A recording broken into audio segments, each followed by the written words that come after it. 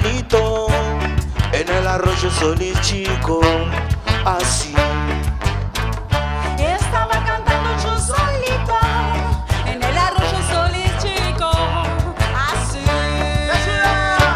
Lulula, lulula, lululula, lululula, la lulula, lululula, lululula, la lulula, lululula.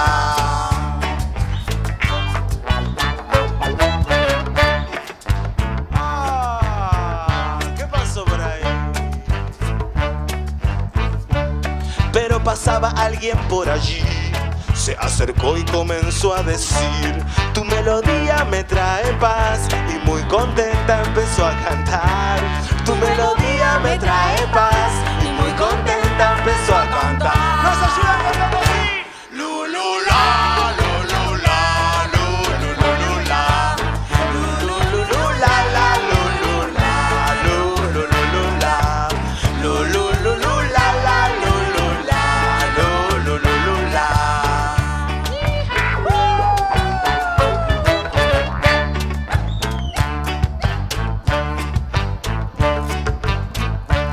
Se acercaron cangrejos y aves, los habitantes de este lugar, y en bandada salió el mensaje, quién sabe a dónde lo harán llegar.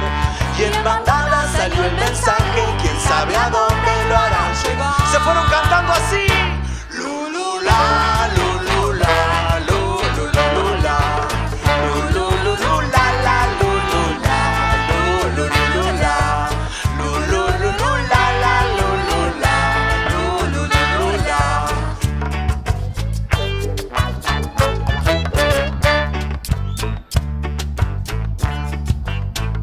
Bueno, y esta historia termina así como empezó.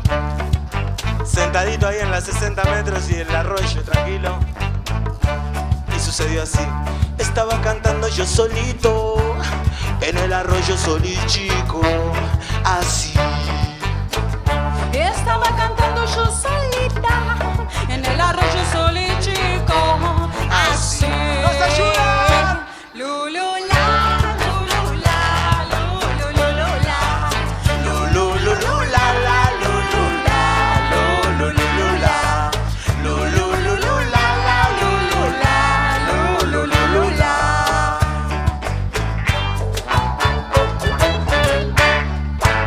Buenas noches, muchas gracias. ¡Chao!